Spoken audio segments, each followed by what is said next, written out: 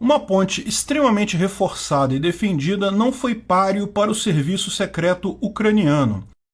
Esse é o Visão Libertária, sua fonte de informações descentralizadas e distribuídas. No dia 8 de outubro de 2022, os ucranianos fizeram o que parecia impossível: atingir a principal ligação entre a Rússia e a Península da Crimeia no dia seguinte ao aniversário do Putin. A ponte da Crimeia e a ocupação da Crimeia em si são as grandes conquistas do Putin em seu governo e foram duramente atingidas. Muito mais do que um recado para o ditador criminoso de guerra russo, a ação ucraniana mostrou a inventividade e a capacidade dos ucranianos e irá ainda prejudicar por muitos meses a logística de guerra russa. A poderosa explosão destruiu completamente 3 segmentos da pista automotiva em direção à Crimeia, danificou levemente a pista em sentido contrário e ainda causou um grande incêndio de proporções na linha férrea próxima, levando ao enfraquecimento da viga de metal e impedindo seu uso deste importante modal de transporte russo. Às 6 horas da manhã, no horário local, pouco depois da meia-noite aqui no Brasil,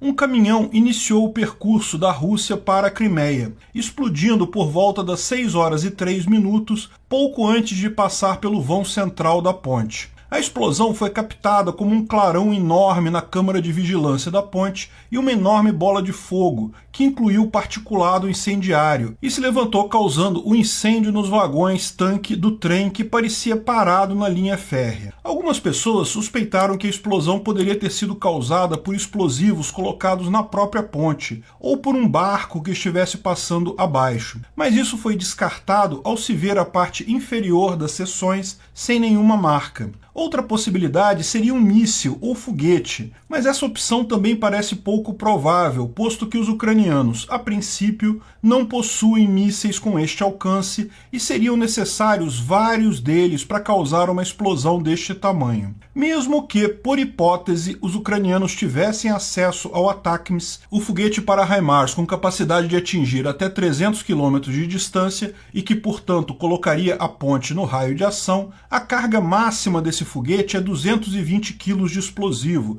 enquanto estima-se a explosão usou entre 1 e 2 toneladas de explosivo, mais acelerante, mais material incendiário. Investigações futuras, lógico, podem mudar esta conclusão, mas me parece claro que o ataque foi mesmo feito com o caminhão. No dia 12 de outubro, a Rússia liberou uma investigação feita por eles sobre o que teria sido o ataque, e que levou à prisão de 8 pessoas suspeitas. A investigação é suspeita como tudo vindo da Rússia. Deve-se lembrar que sequer temos certeza sobre o ataque ter sido causado pelo caminhão, muito menos dessa investigação ter sido feita de forma válida. Eles valorizaram muito dar uma resposta rápida, o que pode ter levado a prender as primeiras 8 pessoas que apareceram pela frente só para satisfazer o Putin. Mas, como ucranianos não vão divulgar a versão deles do feito, pelo menos não tão cedo, a história parece bater, parece ser a verdade. Segundo os russos, no início de agosto, uma carga supostamente de plástico ABS,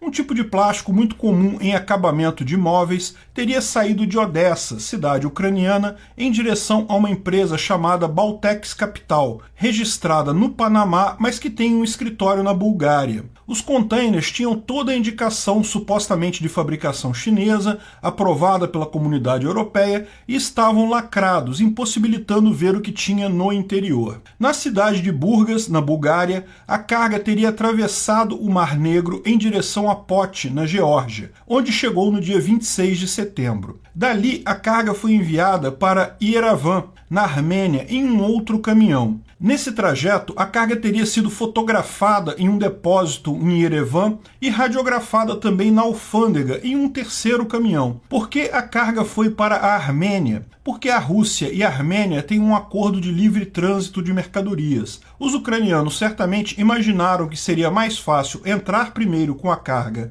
na Armênia, fazer toda a checagem lá e de lá enviar o caminhão para a Rússia, posto que, como a carga estava vindo da Armênia, não haveria necessidade de uma nova checagem na fronteira russa. No dia 1º de outubro, a carga foi enviada em outro caminhão da Armênia para Armavir, no sul da Rússia. Ali a carga foi descarregada do caminhão em um depósito de uma empresa pertencente a um ucraniano, que mora há muito tempo na Rússia. Porém, não está claro se esse ucraniano sabia do conteúdo que estava ali. Estariam provavelmente fazendo um favor a um amigo. A carga chegou no armazém no dia 6 de outubro e foi descarregada ali, onde passou uma noite no pátio da empresa. No mesmo dia 6, uma pessoa que se identificou apenas como Oleg entrou num sistema chamado Atsu, uma espécie de Uber para cargas que tem lá na Rússia, em que qualquer pessoa pode lançar um pedido de frete de um lugar para outro e os caminhoneiros disponíveis aceitam esses pedidos e fazem o frete. O pedido era para coleta da carga no armazém em Armavir e entrega numa empresa em Simferopol, na Crimeia. A empresa era falsa, o endereço não existia, mas o caminhoneiro que pegou o serviço, Mahir Yusubov, não sabia disso. Pela encomenda, ele deveria entregar o conteúdo no dia 7 de outubro,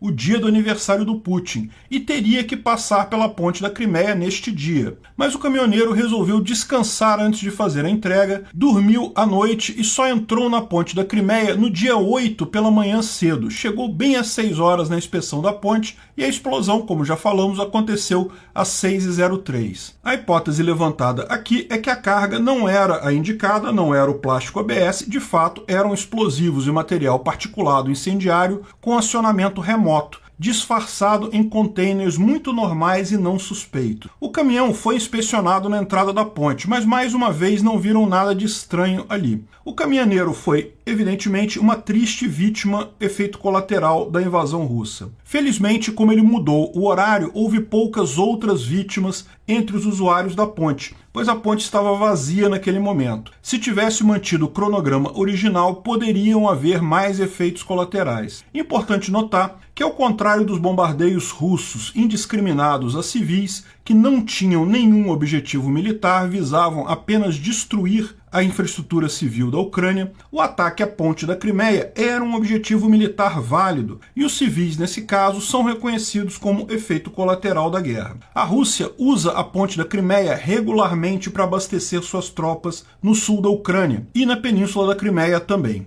Algumas pessoas inferem também que o ponto da explosão estaria errado. Talvez o caminhão pretendesse explodir no vão central, que seria muito mais difícil de reparar do que as pistas automotivas onde aconteceu a explosão. Se a explosão tivesse acontecido poucos segundos depois, o caminhão já estaria no vão central. Porém, outros alegam que a explosão naquele ponto foi a mais destrutiva possível, posto que o vão central é muito mais reforçado e poderia não ser danificado como foram as pistas. Além disso, a explosão ali causou um incêndio no trem de combustível que estava próximo, danificando também a linha férrea. Como a ponte para trens é diferente da ponte para carros, a explosão no vão central não afetaria os trens que são muito usados pela logística russa. De qualquer forma, embora os russos tenham se esforçado para dizer que nada foi afetado e que a ponte será rapidamente reaberta, só recentemente, no dia 10 de novembro, o primeiro segmento da ponte rodoviária foi substituído. A previsão é que a ponte rodoviária só esteja totalmente recuperada em algum ponto do início do ano que vem, e a ponte ferroviária pode levar ainda mais tempo. De qualquer forma, a disrupção da logística russa já deixou claro o ganho ucraniano. A saída da margem direita do rio Dnipro e da cidade de Kherson, liberada no dia 11 de novembro, já é resultado da pressão logística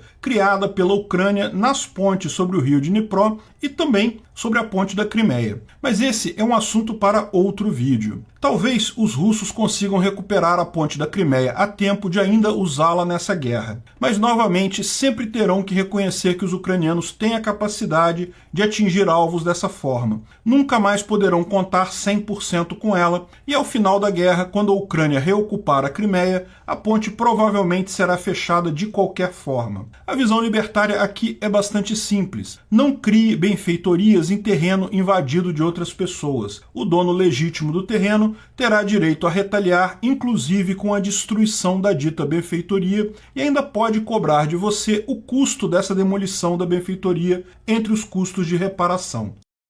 Obrigado pela audiência. Esse artigo foi sugerido e escrito por Peter Turguniev, revisado por O Historiador e narrado por Peter Turguniev. Se você gostou desse vídeo, clique no ícone para curtir abaixo e compartilhe o mesmo na sua rede social. Se você deseja ser notificado de novos vídeos, clique em se inscrever e depois no ícone da campainha. Até a próxima!